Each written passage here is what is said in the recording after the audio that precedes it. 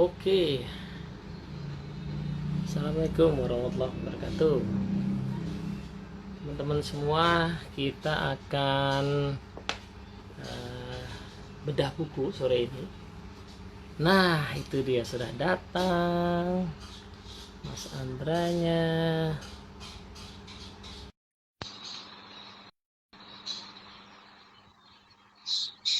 Bedah buku yang sudah saya pegang sejak lama buku ini. Wih, ini dia bos kita.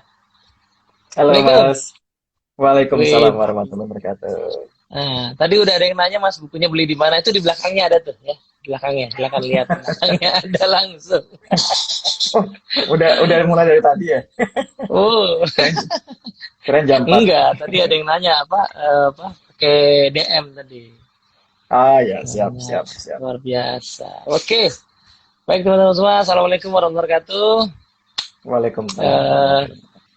kita sore ini mau bedah buku ya teman-teman semua ya. Bedah buku. Ini Hmm. saya lagi mau coba sih segmen baru sih.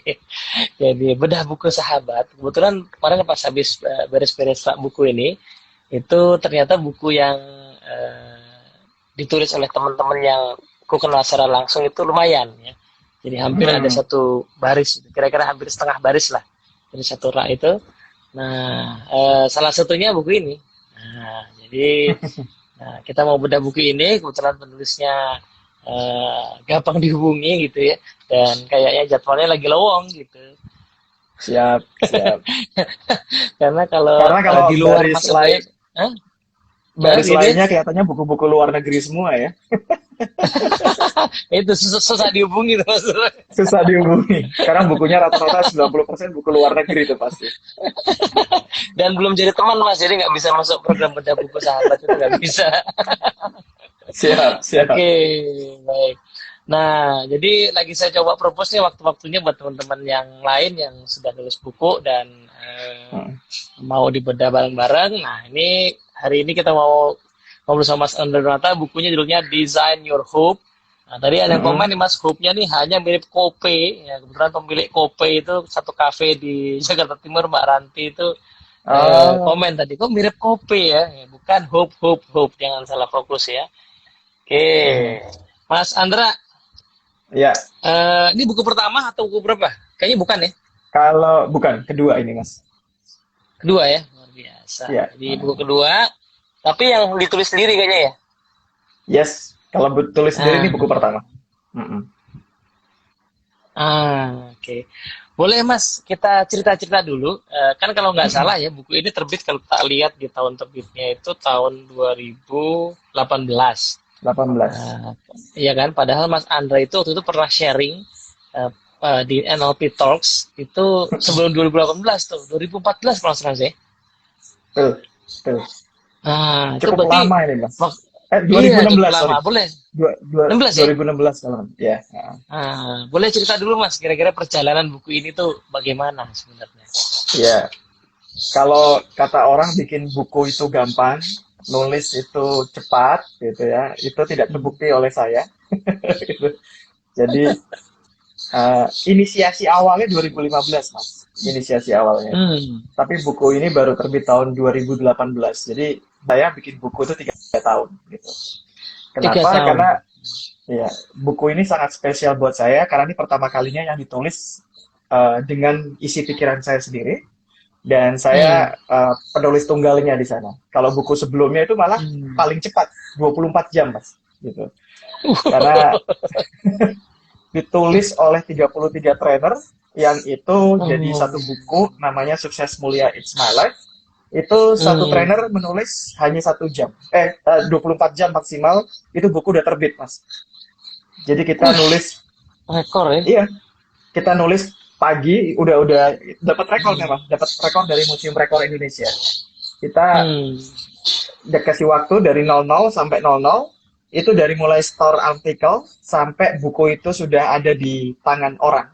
Sudah terbit itu Hmm. 24 jam gitu. Wih, Nah, itu oke. buku tercepat. Tapi buku yang kedua ini buku terlama gitu. Ada dua alasan, Mas, gitu. Yang pertama Hmm. idealisme. Karena ketika menciptakan buku ini saya nggak pengen membuat buku yang malah justru jatuhnya motivasi. Maka ada tulisan di bawahnya Hmm. ini bukan buku motivasi. Iya nih. Gitu. Uh, bu- Buku ini waktu itu diniatkan untuk ada landasan teori, ada risetnya, dan Hmm. tidak murni hanya sekedar menyampaikan gagasan, tapi rujukannya jelas dan kuat gitu. Itu yang bikin Hmm. lama. Itu yang bikin lama gitu. Karena rujukannya bukan hanya dari sisi spiritual, tapi rujukan dari sisi yang kita sebut apa namanya? Saya ngambil dari Gallup waktu itu dan beberapa riset-riset Hmm. lain secara sains lah, Hmm. artinya Lopez dibuktikan juga nggak salah secara ya. sains. Ya, dibuktikan secara Hmm. sains gitu. Dan itu yang bikin lama gitu karena saya waktu itu tidak punya target kapan buku ini terbit. Target saya adalah Hmm. idealisme saat itu. Saya pengen buku ini punya dudukan. Memang waktu itu Hmm. sempat disampaikan beberapa teman-teman, guru, kamu mau nyari buku yang kayak apa? Mau bikin buku yang kayak apa? Buku yang laris, yang Hmm. renyah dinikmati, atau buku yang punya dudukan, rujukan yang berat, cuman belum Hmm. tentu banyak orang mau beli karena dianggap bukunya agak berat. Iya. Gitu. Dan saya Hmm. memilih yang kedua, gitu, Wih. gitu mas. Jadi Jadi memang kalau teman-teman baca buku ini itu memang isinya bukan apa ya, bukan tips and trick gitu ya. bukan, Tapi ya, benar-benar sesuatu yang perlu pemikiran ya. Jadi apa? Karena memang didesain dengan idealisme itu backgroundnya ya. ya. Dan Oke. menariknya, saya agak bertentangan dengan buku itu tuh maksudnya gini.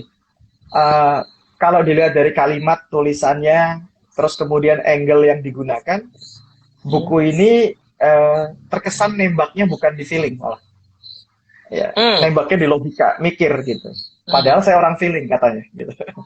Orang yang banyak bermain dengan feeling, perasaan, hati gitu. Cuman buku Hmm. ini memang saya sasar untuk nembak logika seseorang, orang yang suka dengan asbabun nuzulnya apa nih, gitu.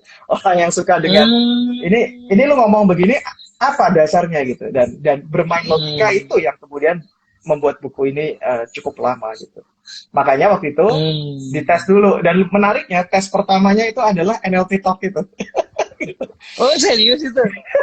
Itu tes pertama, slide-nya Wah. baru dibuat. Jadi kita tes dulu dengan training, seminar beberapa kali, Hmm. dapat feedback, terus kemudian saya tahu angle mana yang bisa dipotong dan segala macam, sampai baru Hmm. kemudian tercipta buku. Itu 3 tahun, Mas. Hmm. Itu berarti Gitu. kesaktiannya Mas Andra tuh ya. Itu slide pertama baru dibuat ya, sesi pertama tapi udah kayak waduh, udah kayak Uh, bertahun-tahun seben- gitu di bawah kan. Sebenarnya perlu dikoreksi kalau masalah kesaktian, Mas. Hmm. Karena justru ini kalau bicara ngomong secara formal sama informal. Jadi ada dua alasan sebenarnya. Hmm.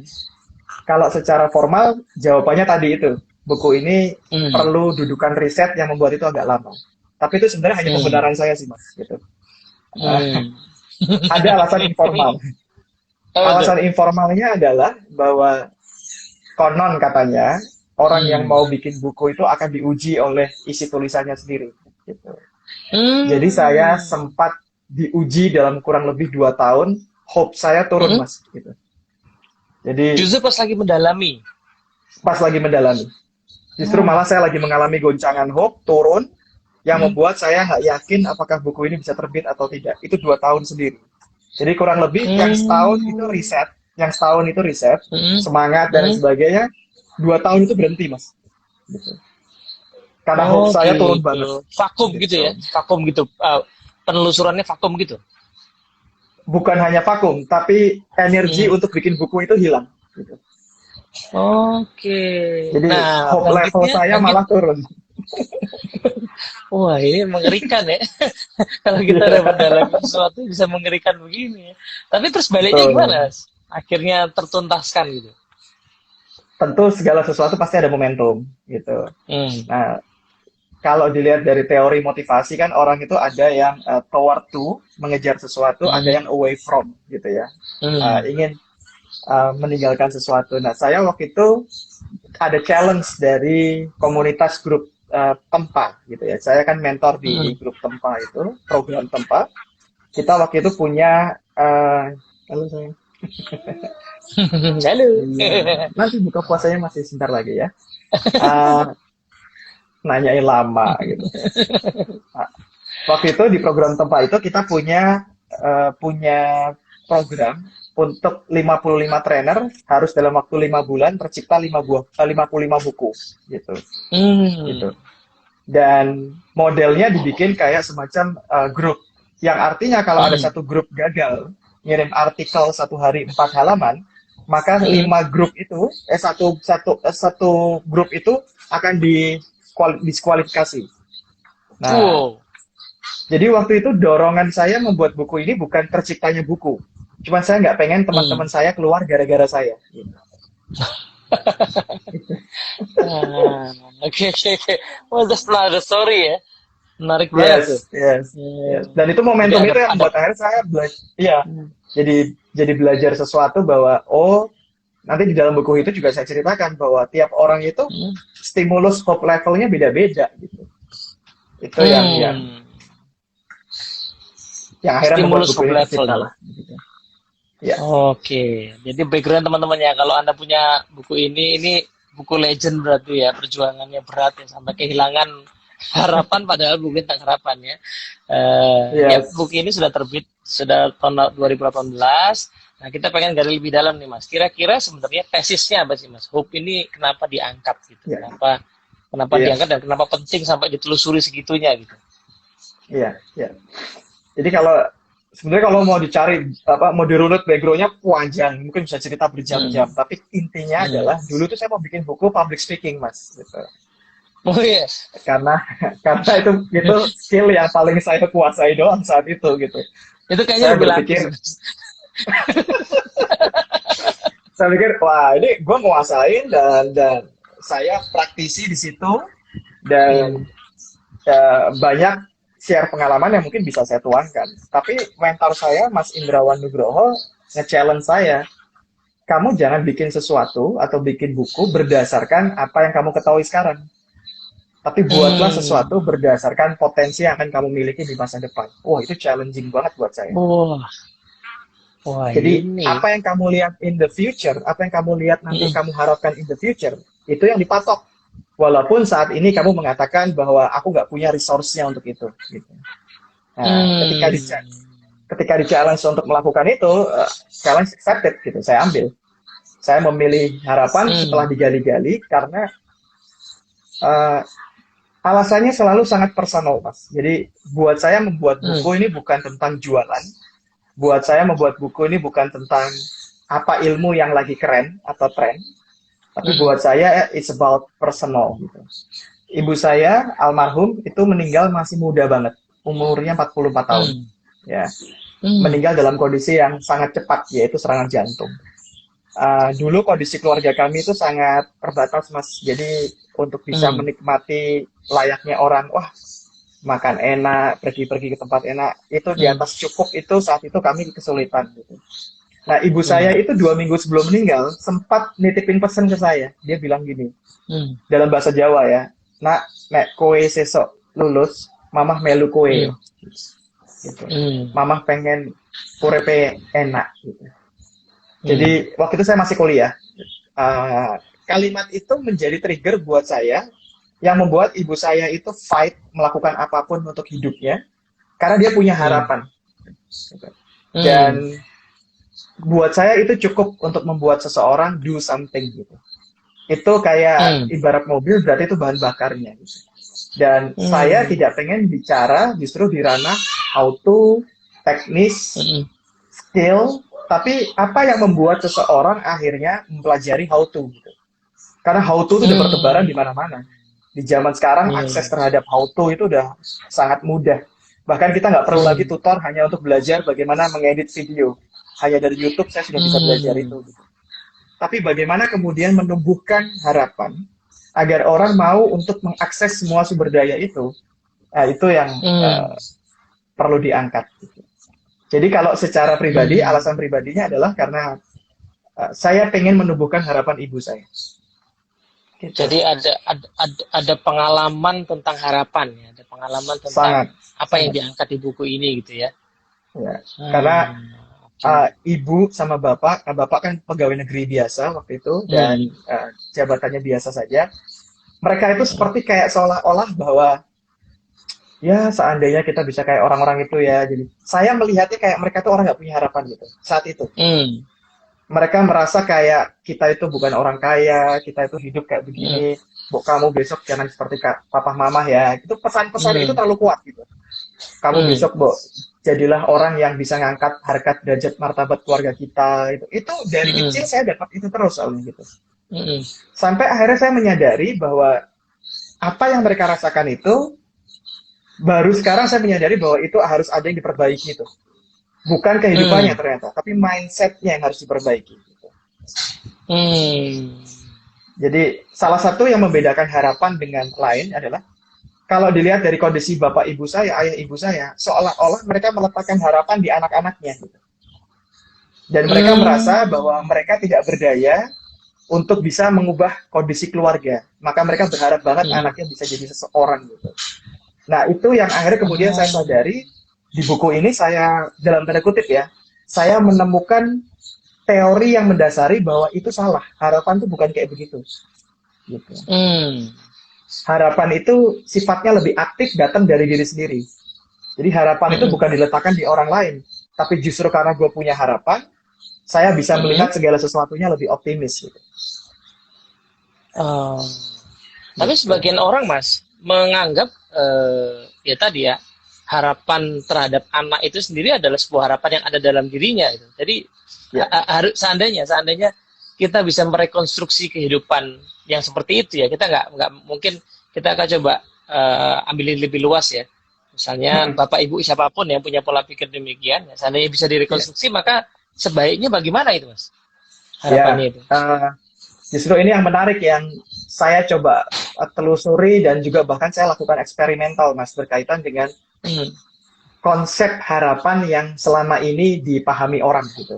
Nah, buku ini agak sedikit memberikan konsep yang berbeda gitu. Jadi Hmm. saya mengidentifikasinya pakai sebenarnya paling enak pakai bahasa Inggris, Mas. Karena kalau dipakai bahasa Hmm. Indonesia, harapan itu secara diksi semantiknya sering dipakai untuk tempat yang salah. Misalnya Hmm. contoh Hmm. ketika orang mengatakan udahlah nggak usah banyak ngarep gitu, ntar Hmm. kecewa. Gitu. Nah, maka seolah-olah harapan itu posisinya adalah kendalinya ada di orang lain untuk supaya itu terwujud. Hmm. Gitu. Nggak usah banyak ngarep nanti kecewa. Berarti untuk supaya itu terwujud tergantung dari orang yang kita kasih harapan itu. Gitu. Nah, Hmm. di dalam buku saya mencoba untuk memahami. Berarti kalau gitu kekecewaan kita berdasarkan orang lain gitu. Dan akhirnya saya menemukan harapan bentuknya bukan seperti itu. Jadi kalau dalam bahasa Inggris ada tiga, Hmm. Mas. Ada hope, ada optimis, Hmm. ada wishful thinking gitu. Atau wish Hmm. gitu. Nah, harapan itu harus ada tiga unsur yang terpenuhi. Dalam buku ini disebutnya theory of hope gitu. Itu Hmm. yang menciptakan pertama kali Richard Snyder di dalam bukunya Oh, The Snyder Psychology of Hope. temannya Lopez ya, Yes, itu psikologi uh, positif ya. yes, bahkan bukan temen ya. Lopez itu adik muridnya lah kalau bilang gitu. Iya, apa namanya? Yang Ada satu buku meneruskan. yang mereka nulis bareng kan ya? Betul, betul. Dia Iya, iya. meneruskan jadi sebenarnya. Awalnya Meneruskan dia gitu. muridnya, terus kemudian belajar, terus akhirnya kemudian ketika Snyder sudah meninggal, Lopez sebagai senior scientist di Gallup saat itu, dia Hmm. mengembangkan lagi skalanya. Jadi yang pertama kali itu dibuat Hmm. skala sama teorinya oleh Snyder. Lopez lebih kepada bagaimana kemudian itu diaplikasikan dalam waktu itu dalam dunia pendidikan. Gitu. Hmm. Gitu. Kesimpulannya adalah Lopez mengatakan ada tiga yang membuat harapan itu terpenuhi. Gitu. Yang Hmm. pertama adalah ketika seseorang kita menyebutnya adalah goal directed thinking.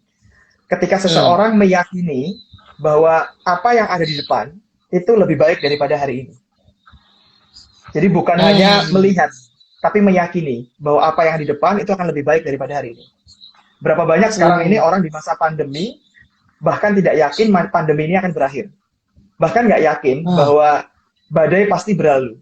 Bahkan nggak yakin bahwa setelah pandemi justru kita semua justru akan mengalami sesuatu lompatan yang luar biasa. Itu nggak semua orang yakin itu, Mas. Banyaknya pesimis. Hmm. Wah, berarti nanti ke depan ekonomi akan memburuk. Berarti nanti belum belum stabil nih sampai 2 tahun ke depan. Kalimat-kalimat itu menunjukkan justru menurunkan level hope-nya dia. Itu aspek yang pertama. Hmm. Oke. Aspek yang kedua adalah ketika dia bukan hanya sekedar meyakini apa yang ada di depan, tapi dia mampu Hmm. melihat bukan hanya jalan, tapi bahkan obstacle yang akan dia lalui. Maka harapan itu sifatnya bukan bombastis, tapi realistis gitu. Bukan sesuatu yang abstrak, tapi sangat-sangat bukan idealis dan sangat-sangat realistis. Jadi ketika orang misalnya gini, walaupun dia nggak tahu lewat mana, tapi cara persisnya gimana, minimal dia tahu Hmm. kalau gue misalnya Indonesia pandemi ini akan berakhir atau saya yakini bahwa hidup saya akan baik-baik saja setelah pandemi. Saya udah kebayang tuh, gue bisa survive dengan cara ini, tapi pasti nanti susah di sini, tapi susah di sini. Tapi kebayang mas, gitu. Nah, itu unsur Jadi yang semacam kedua. ada path ya, ada Yes, journey yang udah dikonstruksi di pikirannya ya. betul. Walaupun nggak clear ya, nggak konkret gitu. Nah, maka kalau dilihat dari triangle-nya Hope di dalam buku itu, unsur pertama namanya goal-directed thinking, unsur kedua namanya pathways thinking. Gitu. Nah, yang ketiga disebutnya agency thinking. Agency itu kalau dalam bahasa sederhana kita menyebutnya kayak self-efficacy, Mas. Saya bisa meyakini bahwa masa depan itu lebih baik. Yang kedua, saya sudah mulai melihat.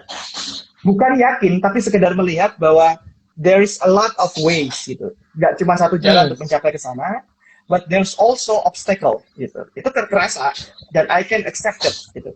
Yang ketiga, gue yakin gue bisa lalui semua itu. Perasaan self-efficacy, perasaan keyakinan bahwa gue punya kemampuan, ya, bahwa saya bisa ya. Perasaan layak, gue berdaya untuk bisa mencapai itu. Nah, ketika tiga unsur tadi terpenuhi, Mas, itu yang disebut orang itu punya harapan. Dan itu semuanya ada dalam kendali dia. Itu dia yang memutuskan. Gitu. Nah, sekarang perbedaannya apa dengan optimis sama wish? Ini sekali lagi menurut rujukan yang saya ikuti. Artinya bisa jadi yang berkembang di masyarakat definisinya berbeda. Gitu. Optimis hanya cuma punya satu unsur, Mas. Gitu, yaitu meyakini apa yang ada di depan. Tapi dia tidak kemudian tahu caranya dan dia bahkan tidak punya rasa layak untuk bisa membuktikan atau mewujudkan itu. Contoh, saya optimis bahwa Indonesia ini nggak nyampe tahun 2021 lah. Itu pandemi sudah berakhir, kita udah bisa hidup normal. Pertanyaannya, gue yakin nggak? Yakin. Unsur pertama tercapai. Tapi apakah saya punya kepikiran jalannya? Bagaimana itu? Enggak juga, karena gue juga nggak tahu, gue bukan pemerintah. Dan saya tidak punya kendali untuk bisa melakukan itu. Kalau ditanya gimana caranya, nggak tahu, gue cuma yakin aja. Dan yang ketiga, apakah saya merasa berdaya untuk bisa mengambil keputusan untuk mewujudkan itu? Enggak. Saya cuma merasa yakin doang. Nah, itu yang disebut dengan optimis. Optimis Misalnya, aja ya. Ya. Saya optimis Indonesia ini sepak bolanya bisa masuk Piala Dunia, Mas. Someday lah, gitu. Saya optimis yakinnya masa depan tercapai, tapi saya nggak tahu caranya, karena saya bukan bagian dari orang yang bergulat di dunia sepak bola, dan saya juga nggak tahu bagaimana saya nggak merasa berdaya untuk melakukan itu. Gitu. Jadi itu disebut optimis. Oke. Nah, yang terakhir wish itu angan-angan. Kalau wish itu bahkan ketiganya tidak ada dalam unsur itu, tidak ada, Mas. Wish itu cuma sekedar saya menginginkan sesuatu terjadi di masa depan, tapi tidak meyakininya. Jadi hanya kalau bahasa orang Indonesia angan-angan. Seandainya gue bisa kayak dia, seandainya gue bisa kayak Mas Teddy itu, bisa baca buku segitu banyaknya, nulis buku segitu banyaknya, itu gue pengen banget nih kayak dia gitu. Tapi gue gak yakin gue bisa kayak Mas Teddy gitu. Nah itu angan-angan Mas gitu. Oh, oke. Nah, berarti kalau diambil dari contoh tadi yang Mas lihat di ya bukan orang tua Mas Anda aja, mungkin orang tua siapapun ya. Barangkali mungkin kalau bener nggak kalau saya lihat itu lebih ke arah yang angan-angan ya. Iya kan. Jadi karena keyakinan kelayakannya nggak nampak gitu ya. Iya. Nah, angan-angan itu unsur powernya untuk akhirnya mengubah menjadi action itu kecil sekali, Mas. Gitu. Ibaratnya kalau bensin itu bensin oplosan gitu. Tapi kalau hope itu karena kondisi membangun unsurnya kuat, maka itu kalau ibarat bensin itu bensinnya mobil F1 itu, yang kalau begitu diisi bensin itu boom, kenceng banget itu mesin. Nah, boleh nggak Mas? bener bener nggak Mas kalau saya mengecek pemahaman saya. Berarti hope itu apakah harus sesuatu yang ada dalam kira-kira dalam pengaruh saya? Kayak contoh tadi soal pandemi ya. Eh, apa namanya? Ya saya nggak usah mikirin bagaimana Indonesia yang akan berakhir pandeminya, tapi saya hanya memikirkan bahwa at least bisnis saya atau pekerjaan saya nanti pasti akan lebih baik kok. Dan saya fokus ke situ aja, itu yang disebut hope. Atau boleh sebenarnya saya memandang yang tadi ya, memandang yang agak lebih luas ke Indonesia. Caranya nggak tahu dalam artian karena saya nggak punya wewenang, tapi saya mungkin ikut apa ya, eh, eksplorasi sekedar gitu nggak kira-kira gitu. Yes, Cari kurang yang di lebihnya adalah situ atau yang ya, kurang lebihnya adalah kalau tadi angan-angan dalam bahasa yang lebih lebih orang corporate nyebutnya kan ekspektasi gitu ya. Jadi hmm. lebih kepada keinginan gitu. Tapi kalau tadi harapan itu berarti artinya harus ada dalam kendali kita. Sesuatu yang kita yakini kita bisa pengaruhi. Tapi kalau Oh, tadi Mas mengatakan, boleh nggak kalau saya melihatnya jauh lebih global? Boleh Mas, hmm. nggak apa-apa. Tapi itu disebutnya bukan harapan dalam teori ini. Itu optimis. Optimis. Iya. Jadi Kecuali saya optimis adalah menteri gitu ketika ya. itu, ya kecuali gue menteri, maka gue bisa bilang gitu. Itu harapan saya gitu. Jadi ketika Ah, Soekarno mengatakan kita akan merdeka gitu, ya karena dia merasa punya kendali saat itu. Gitu. ah, Tapi orang-orang atau masyarakat Indonesia saat itu yang ketika melihat Soekarno ngomong bahwa kita akan merdeka itu dia akan menumbuhkan optimismenya orang-orang lain. Gitu. oke. Sampai orang-orang lain itu merasa bahwa dirinya ikut berdaya, bahwa mereka juga bisa punya andil terhadap kemerdekaan, maka mereka tumbuh harapan. Oh, jadi apa namanya? Leader berarti ya. Leader fungsinya adalah menumbuhkan harapan dirinya gitu ya. Yes. Sehingga dia bisa menginspirasi optimisme. Nah, tapi pergerakannya akan terjadi kalau optimisme itu sudah menjadi harapan dalam lingkaran pengaruhnya. Pada kayak gitu ya? Emang ngomong orang-orang pinter tuh Hmm. enak tuh, cepet nangkepnya. Ya enggak, memang kalau orang pinter tuh logikanya bener banget gitu. Ternyata komplit. Oh gitu ya. Saya Enggak, ini baru yang apa namanya? nangkepnya aja yang pinter, karena baca bukunya banyak. Enggak, saya baru memahami. Oh, urgensinya hope berarti di situ gitu ya. Nah, termasuk Hmm. ketika kita mengatakan begini, saya ada satu artikel, bahkan ini mungkin mau jadi buku kedua yang ditulis sendiri ya, Wih. alhamdulillah. Jadi hope, tapi konteksnya adalah konteks untuk seorang leader, gitu. Hmm, hmm, Nah, jadi banyak leader-leader zaman sekarang itu yang dia spread fear, bukan hope, gitu. hmm. Karena dia sendiri dipenuhi dengan kecemasan, dia sendiri dipenuhi dengan ketakutan. Akhirnya ketika Hmm. dia kepada timnya, dia justru malah memantik bagaimana orang itu justru malah dalam posisi waspada, dalam posisi Hmm. untuk defense, dalam posisi untuk kita ini sekarang penjualan turun loh, kita ini gini-gini, harus efisiensi gini. Itu membuat orang bukannya malah punya harapan, Mas, tapi muncul rasa takut gitu. Dan Hmm. ketika orang tergerak dengan cara seperti itu akan berbeda dengan orang itu ketika leadernya menyuntikkan optimisme berawal dari leadernya harus punya harapan dulu. Leadernya harus yakin dulu. Gitu. Ketika leadernya Oke. yakin, dia bisa bawa orang-orang itu untuk mencapai tujuan yang diinginkan. Nanti orang-orang itu akan merasa berdaya. Bukan cuma Hmm. sekedar akhirnya reptilnya yang bermain. Yang penting survive. Gitu. Tapi ngajak orang untuk do something more gitu ya, yang beyond, yang kadang-kadang itu tidak bisa kalau pendekatannya pendekatan reptil gitu. Waduh, yang penting gue Hmm. selamat, yang penting gue aman gitu. Karena itu leader akan harus selalu menyuntikkan fear terus kalau begitu ya. Iya, iya, gitu. Sementara kalau optimisme yang dipantik dari harapan akan memungkinkan memicu hope yang akhirnya membuat orang tuh berdaya ya untuk berkontribusi gitu ya. Iya, bukan sekedar Hmm. melakukan karena terpaksa, bukan melakukan karena ikut arus, bukan melakukan karena disuruh, tapi karena dia sendiri ada bahan bakar itu dalam dirinya. Nah, makanya kadang-kadang kesalahan seorang leader, dia memberikan kepada anak buahnya itu how to-nya. Ini harus kamu lakukan, efisiensi ini, Hmm. bagian ini harus dikurangi, ubah strategi ini, gini-gini. Tapi anak buah nggak dikasih bahan bakar, kenapa gue harus ngelakuin itu? Gitu. Iya, iya, iya, Nah, iya. saya lebih suka dengan leader yang justru tidak memberitahu how-nya, tapi malah memberitahu why. Ya, Why? Simon Sinek lah, Simon Sinek, start with Bilang why lah. Oh, berarti Ya, jadi boleh ketika dibilang ya, Mas. Sorry, sorry saya lanjut dulu, Mas. Aku nanti ya berarti nanya. orang yang spread hope itu justru malah lebih kuat di why-nya, Mas. Karena dia pengen membuat optimisme itu datang dari dalam dirinya, dan setiap orang punya alasan sendiri-sendiri, nggak bisa sama.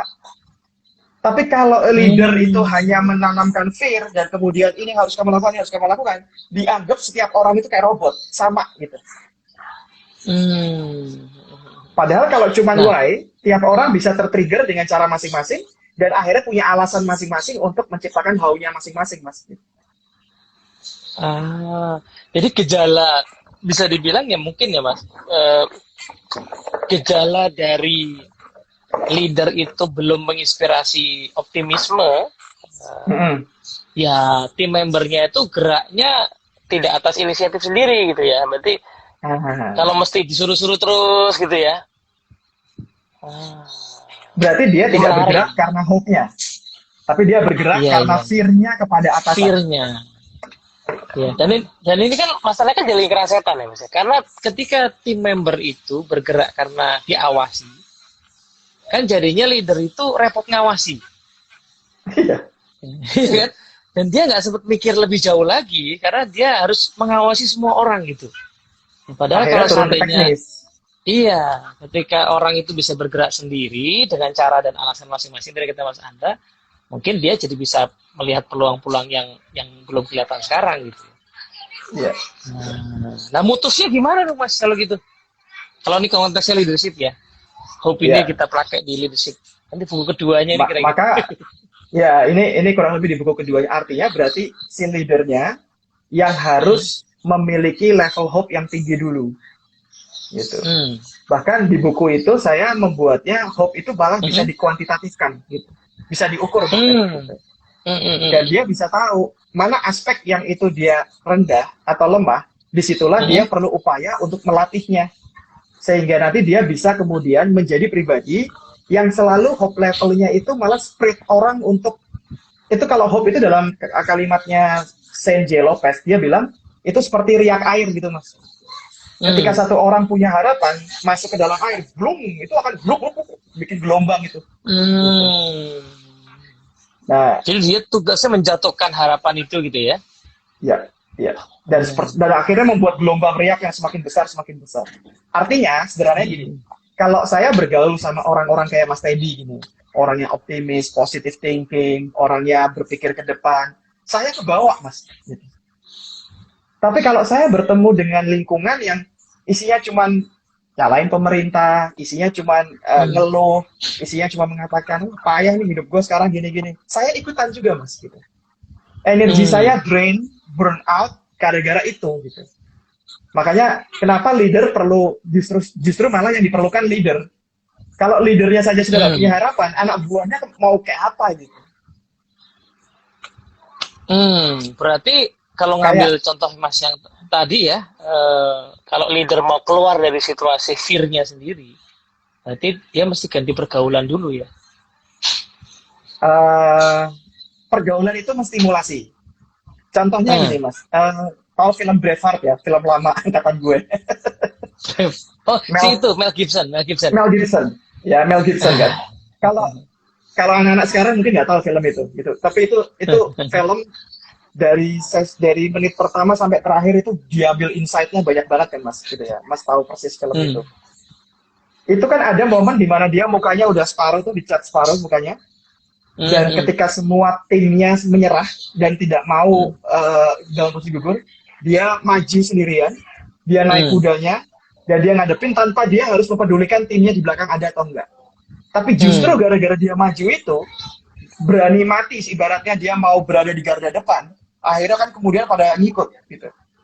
Gitu. Nah, Hmm. itu yang disebut orang yang hope levelnya luar biasa, Mas. Dia bahkan Hmm. tidak perlu orang lain untuk meyakini bahwa gue bisa ngalahin orang itu. Karena apa? Karena dia punya alasan yang kuat. Kalau dia kan waktu itu Hmm. alasannya sangat personal, karena istrinya juga dibunuh kan.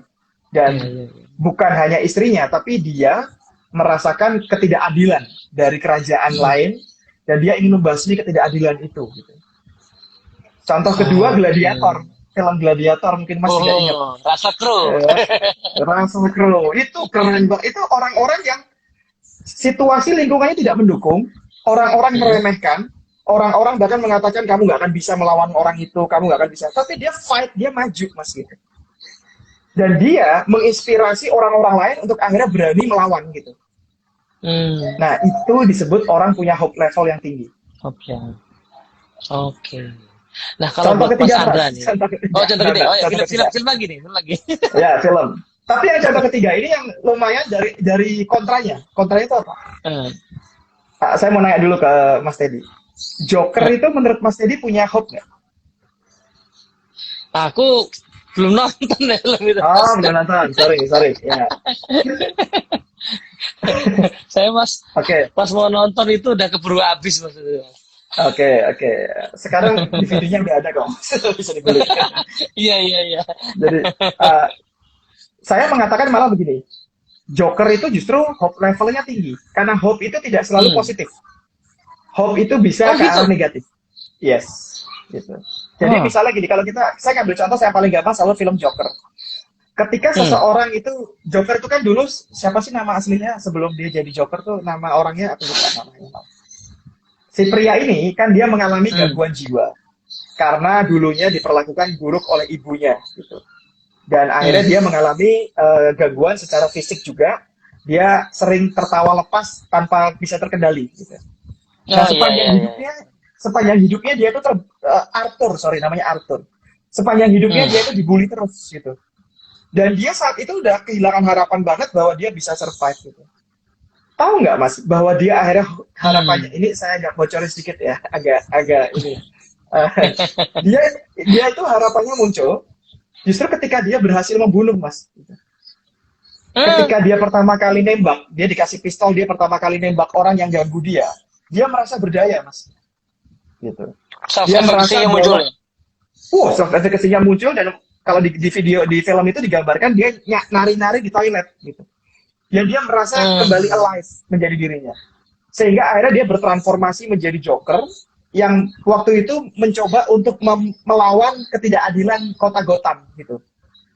Dia Hmm. pengen mendapatkan keadilan dari orang-orang miskin yang saat itu dianggap dipinggirkan, tidak dipikirkan oleh pemerintah saat itu. Hmm. Dan dia melawan, tapi cara melawannya dengan cara yang buruk. Dia bunuh orang-orang itu gitu.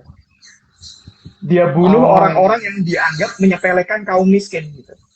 Dan akhirnya Hmm. orang-orang yang memiliki perasaan yang sama, para orang-orang yang tertindas di kota itu, akhirnya mengagungkan dia. Akhirnya optimisnya Hmm. muncul. Akhirnya dia merasa kayak punya sosok. Disitulah akhirnya tumbuh satu pahlawan super bagi orang jahat, namanya Joker. Nah, kesimpulan Hmm. yang dari situ yang mau saya sampaikan, harapan itu sifatnya netral. Bisa digunakan untuk jadi bahan bakar ke arah yang baik, bisa digunakan Hmm. untuk jadi bahan bakar ke arah yang buruk. Oke. Berarti orang korupsi juga punya hope ya. Oh punya gitu. Oh, karena dia yakin gue bisa korupsi dengan cara ini, dan gue yakin gue bisa ngelakuinnya, dan bahkan dia tahu persis berapa nilai korupsi yang akan bisa diambil. Hope-nya tercapai tuh, Mas.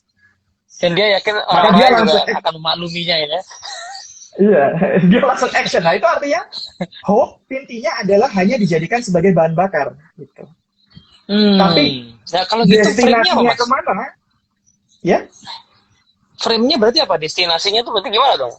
Supaya ya iya, tidak sekali akhirnya lagi. tidak. Jadi gini, hope itu kayak Joker yang ketika tiba-tiba dalam situasi terpuruk dikasih peluru, Mas, dikasih pistol. Pistol itu jadi Hmm. harapan. Atau pisau gitu, pisau.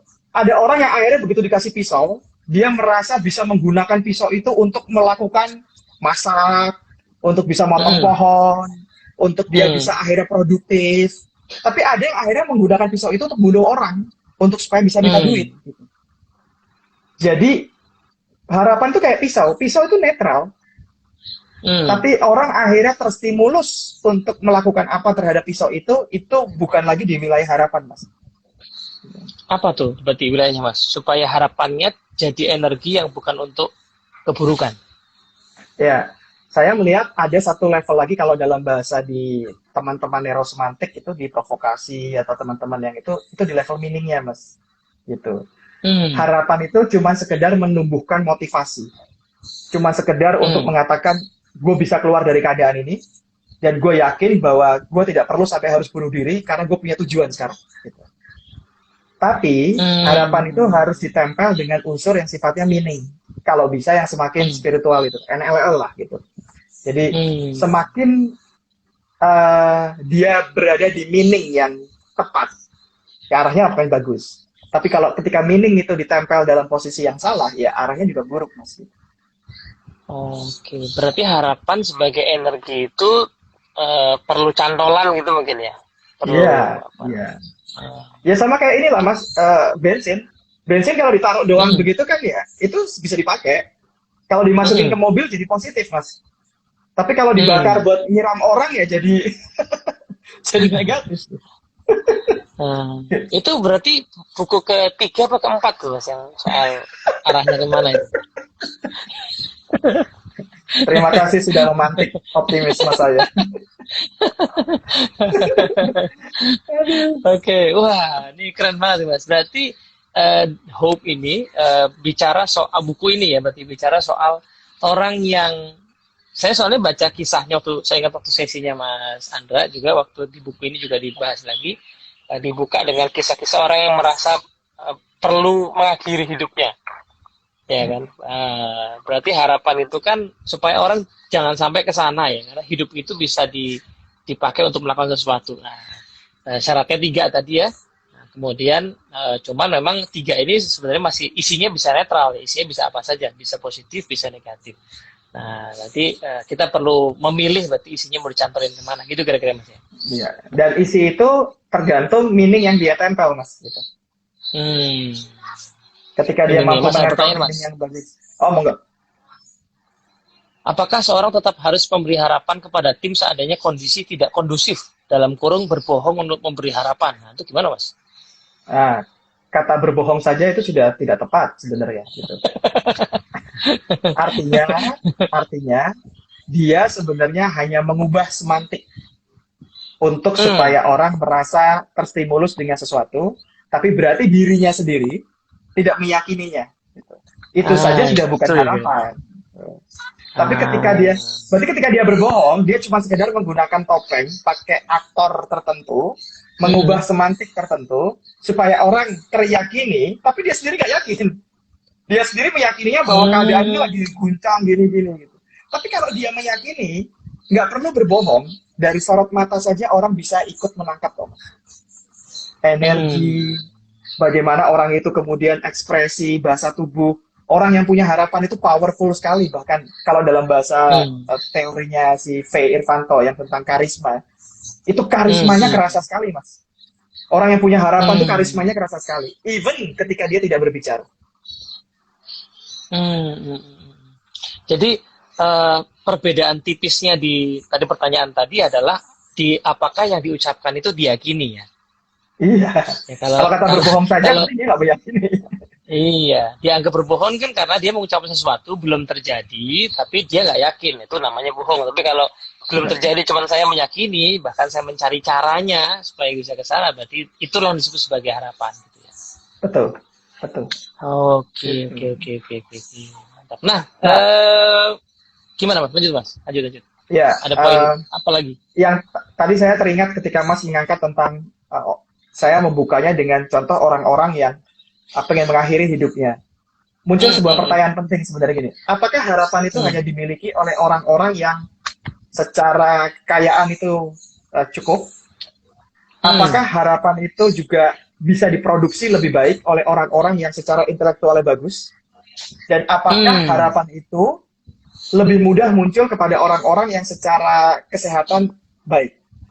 Nah, ini yang saya tulis di buku itu, bahkan saya bilang gini, berapa persen potensi orang yang udah miskin, udah kesehatannya dalam posisi yang sangat kritis, atau bahkan dalam posisi yang dia level pendidikannya rendah sekali, intelektualnya rendah. Berapa persen orang itu akan bisa kena desperate, putus asa? Ternyata Gallup membuat riset jawabannya 0, Mas. Tidak ada hubungannya. Justru nggak ada korelasinya ya? Nggak ada. Jadi intinya adalah orang yang kaya raya bisa terjangkit dalam tanda kutip putus asa. Orang yang miskin Hmm. bahkan bisa punya potensi, punya harapan yang tinggi. Yang kedua, Hmm. orang yang sehat walafiat bisa punya Hmm. potensi malah putus asa. Tapi orang yang dalam Hmm. posisi sangat kritis hidupnya, udah mungkin nyawa udah tinggal separuh gitu, udah siap untuk Hmm. masih bisa punya harapan. Dan yang ketiga, orang yang Hmm. level pendidikannya rendah, yang merasa nggak sekolah, itu ternyata masih bisa punya harapan tinggi. Orang yang pinter, yang sekolahnya tinggi banget, bisa punya potensi untuk putus asa. Artinya, tiga aspek tadi tidak memiliki korelasi terhadap tinggi rendahnya harapan seseorang. Harapan itu pure murni Hmm. dari dalam, gitu. Tidak Jadi tidak tidak ada syarat atribut tadi. Gitu. tidak perlu pendidikan tinggi untuk punya harapan, gitu ya. Tidak perlu kecukupan materi untuk punya harapan, gitu ya. Yes. Ah, tapi Berarti ini harusnya kayak orang yang kayak punya semua itu, ya. kayak corona, Mas. Jadi Hmm. bisa siapapun bisa kena. Artinya tidak ada syarat tertentu. Pokoknya Anda bisa kena siapapun gitu. Dan Hmm. tidak bisa mengatakan, oh sorry ya, gue kan orang kaya, gue udah fasilitasi, gue udah pakai ruang ini, gue pakai masker gitu.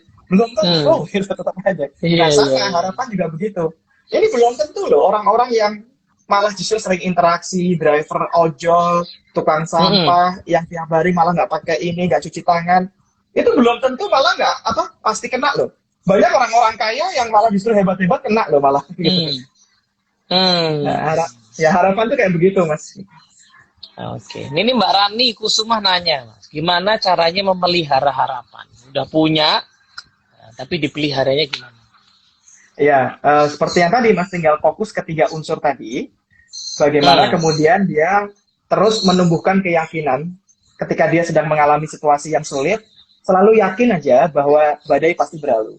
Yakin bahwa Hmm. masa depan itu lebih baik. Itu dipelihara terus tuh, positive thinkingnya itu tuh. Yang kedua, selalu yakini there's always a way. Selalu ada jalan kok. Hmm. Jadi ketika kita udah mentok, yakini dulu jalan itu pasti ada. Gitu. Tiga, selalu yakini bahwa Hmm. Tuhan itu sudah menjadikan kita itu resourceful. Kita itu pasti sudah di-equip Hmm. dengan apapun yang kita butuhkan. Jadi, ya tapi Hmm. saya nggak punya modal, tapi utang saya banyak gini-gini. Seolah-olah kok kayaknya kita nggak resourceful. Padahal Tuhan sudah Hmm. titipkan resource yang cukup baik dalam diri kita kalau kamu mau berusaha. Hmm. Jadi Nah, kalau kesadaran, Mas, meyakini, kesadaran gitu ya. kalau iya, kesadaran meyakini itu terpelihara tuh hope.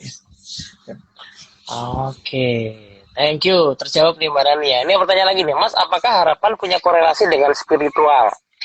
Sangat. Tadi yang saya katakan, Hmm. harapan itu sifatnya netral, kayak pisau. Tapi kalau orang itu tidak ditempel dengan spiritual yang bagus, maka di dalam buku saya itu, prinsip pertama dari harapan, gantungkan harapan tertinggimu pada Tuhanmu, gitu. Gitu. Hmm. Kalau kamu malah nggak punya spiritual yang bagus, khawatirnya kayak Joker. Harapannya tinggi, tapi meaningnya salah, gitu. Ya, ya, ya, ya, ya. Nggak ada yang apa ya? Nggak ada cantolan yang benar gitu ya. Nggak ada Hmm. kerangkengnya, gitu. Jadi akhirnya bisa kemana-mana tuh Iya. harapan. Karena harapan itu Tadi cuma aku, murni energi. yes, yes. Murni energi ya. Jadi menarik Mas, kalimat Mas Andra waktu menerangkan soal harapan itu melihat bahwa yang ke depan itu lebih baik dari yang sekarang. Itu saya langsung ingat ada ayat yang mengatakan bahwa yang kemudian itu lebih baik dari yang sekarang. Itu jelas-jelas ada ayatnya gitu ya. Jadi orang yang meyakini hal itu yang akan punya energi. Kalau ditambah yang dua lagi. Ini ada pertanyaan lagi Mas. Ya, Coach izin monggo Mas. bertanya, bagaimana cara kita menumbuhkan why agar hope kita teraktualisasi? Lebih efektif mana antara why dari dalam atau dari luar? Ini udah Jawaban agak kejawab singkatnya sebenarnya memang ya. udah kejawab. Jawaban singkatnya adalah why itu memang harus dari dalam. Kalau dari luar itu bukan why Hmm. itu, gitu ya. Ya, ya, ya, ya. Dan why itu Paling sangat personal. paling kalau pun why positif dari luar tadi sifatnya baru sampai optimisme ya Mas ya. Iya, iya. Tapi Hmm. menumbuhkan why setiap orang itu mungkin bisa dikasih referensi bukunya Simon Sinek lah gitu, artinya start with why gitu. Hmm. Tapi Start with setiap why. orang itu menemukan why dengan cara yang tidak sama gitu. Tidak bisa satu pola Hmm. buat saya itu ternyata sama polanya dengan Mas gitu. Hmm. Tapi kalau secara umum ada orang yang ketemu why-nya itu biasanya ada dua pola Mas gitu. Hmm. Pola pertama adalah ketika dia uh, melihat itu urgent, penting karena itu terjadi pada dirinya. Jadi contoh yang paling Hmm. gampang saya pengen ambil gambaran adalah ngerokok. berapa banyak orang yang belum bisa berhenti ngerokok karena belum ketemu why-nya. Gitu. Nah, ada dua pola biasanya, ada dua pola. Pola pertama adalah ketika dia baru diserang penyakit yang akhirnya dokter bilang kalau kamu nggak berhenti ngerokok, nyawamu cuma tinggal 3 bulan. Wah, akhirnya dia menemukan why-nya. Why-nya sangat personal banget karena dia sudah di ujung tanduk tuh. Nah, itu why yang terjadi karena dia experience. Tapi ada orang yang menemukan why-nya karena terjadi pada orang lain. Tapi orang lain itu adalah seseorang yang sangat berharga dalam hidup dia. Dia kehilangan bapaknya gara-gara merokok terus, dan dia nggak mau kejadian lagi, anak-anaknya kehilangan dia gara-gara merokok, maka dia menemukan why-nya. Tapi why itu selalu sama, harus personal. Gitu. Ya, kalau bapaknya orang mungkin nggak terlalu kuat ya. Dia bodoh amat. Loh, kalau bapaknya orang, banyak banget mas kasus di luar, kenapa dia nggak bisa menangkap pelajaran dari situ? Karena kan I don't care sebenarnya. Iya. Ya, jadi ini yang menantang bagi leader ya, karena ketika leader punya hope itu kan lahir dari why-nya dia. Nah, sementara why-nya tim membernya supaya tim bisa bergerak sendiri juga harus tumbuh dari mereka sendiri gitu ya. Dan tidak boleh memaksakan why-nya si leader. Iya. Oke, mantap. Thank you banget Mas. Ini kita tinggal ya 10 menit kurang lagi nih, biar nggak potong tiba-tiba mati gitu ya. Sayang banget diskusinya nih ya. Nah, mungkin pertanyaan tadi Mas, ini kalau teman-teman mau cari buku ini sekarang ada di mana? Karena kemungkinan di Gramedia agak susah ke sana gitu ya. Iya, kalau misalnya mau sekarang ini, saya memang juga menyimpan beberapa stok untuk di rumah sendiri, khusus untuk teman-teman yang maunya tuh langsung dikirim ke rumah gitu. Jadi kalau mau nanti bisa chat saya aja di WA boleh, atau DM di Instagram saya. Di Instagram ya. Ada. Jadi ada edisi khusus tanda tangan ya, plus cap jempol begini ya. Boleh. Oke. Berarti kalau tanda tangan harus saya buka ya, harus saya buka ininya. Oh iya. Oke, cerita dikit Mas, next projectnya gimana? Yang lagi ditelusuri. Sekarang ini saya pengen, selama ini kan materi hope saya itu murni hanya dikhususkan untuk menjadi sharing, sifatnya memberikan motivasi, tapi ini bentuknya masih sharing di udara gitu. Dan kalaupun nanti kemudian ada training itu saya embed dalam pelatihan yang sifatnya masih corporate sih. Nah, ke depan saya pengen menjadikan hope ini sudah menjadi tools yang lebih konkret, lebih praktikal, dan akhirnya bisa, mungkin mau saya bikin kelas publiknya gitu mas, yang itu orang bukan cuma melihat ini terinspirasi dari buku, tapi ketika orang sudah beli bukunya terus nggak tahu caranya, yuk dituntun gimana cara untuk menemukan ini gitu. Kalau jadi yang dibuat supaya lebih praktikal. Jadi project berikutnya ya. mulai kan Kalau buku berikutnya kayak punya janji nanti. Jadi insya Allah. Saya senang lah NLP Talks menyumbang kepada satu milestone buku ini ya. benar. Mudah-mudahan live IG ini percobaan pertama gitu. Iya, percobaan pertama itu NLP Talks. Ya moga-moga live IG ini menyumbang juga mas buat begitu-begitnya gitu. Amin. Oke, baik. Oke mas, closing statement mas tentang para pembaca buku ini supaya mungkin bisa mengambil manfaat itu apa kira-kira ijazahnya? Ya, take away-nya adalah gini. Apalagi khususnya kalau saya kaitkan di situasi pandemi ya. Situasi pandemi ini banyak orang mulai desperate. Banyak orang merasa bahwa apa yang terjadi di masa depan belum tentu baik. Dan orang sudah mulai kehilangan arah, apakah saya bisa survive apa tidak. Satu closing statement saya yang juga saya tulis di buku ini adalah, you can lose everything, but never lose your hope. Karena kalaupun Anda kehilangan segalanya, hope Anda akan bisa mengubah keadaan itu. Bisa membuat Anda menemukan solusi baru, bisa membuat Anda bergerak menciptakan hal-hal yang baru. Tapi kalau Anda sudah kehilangan harapan, maka tidak ada lagi alasan untuk Anda hidup. Gitu. Dan proses menemukan harapan adalah 3 hal tadi ya. Meyakini yang di depan, ya, jadi membayangkan mungkin masa setelah pandemi terhadap bisnisnya, terhadap usahanya, kemudian mencari caranya gitu ya, dan menganggap diri bahwa diri memang layak untuk bisa mencapai itu gitu ya. Yes, yes. Oke, thank you banget Mas Andra sudah Sama-sama. menjadi project pertama bedah buku sahabat saya. Dan Moga-moga oh ini proyek manfaat. pertama. Ini pertama. Oh ini bedah buku sahabat kan, baru Mas Andra ini. Oh ini saya pertama, kira ini udah jalan Iya, berapa banyak.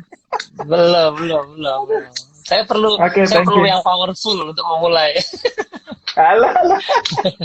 Semoga kita bisa kolaborasi lagi, Mas. Saya berharap bisa kolaborasi sama Mas Teddy. Ini sangat powerful karena Mas Teddy itu inspirasi saya juga. Bukunya udah saya beli, Nasihat Diri juga saya sudah punya. Saya waktu itu ketemu Mas Hmm. Teddy sangat sangat inspire ketika Mas Teddy ngisi di gatheringnya Loop, gitu ya. Dan Mas Teddy di situ sebagai pembicara dan saya sebagai duduk sebagai peserta. Dan itu powerful sekali. Oh, yang itu Iya, ya, jadi yang di gatheringnya apa Loop. tempat di Omah Jawa apa namanya itu? Iya, Yang di daerah Kemang modelnya kalau kayak nggak salah. Jawa-Jawa itu. Iya. Iya. Nah, waktu itu kalau nggak salah acara buka puasanya Loop, Look. Gathering Loop, tapi Mas Hmm. Teddy jadi pembicara. Langsung saya beli bukunya kan Hmm. waktu itu dan pikir, oh ini orang keren ini. Karena Mas Teddy termasuk orang yang selalu bicara di ranah filosofi, di ranah yang halnya sifatnya lebih deep, bukan di ranah hanya cuma teknis gitu. Dan itu yang saya ngerasa ngeklik karena suka dengan bicara yang sifatnya adalah filosofis dan fundamental gitu. Wah, berarti kita bisa ngajak Mas Surya, saya udah ngomporin dia untuk bikin grup belajar filsafat, Mas. Ya, itu dia. Jangan-jangan. Mumpung lagi Ya, agak ini pengangguran kita, Mas. Kalau udah ya, sibuk agak ini susah.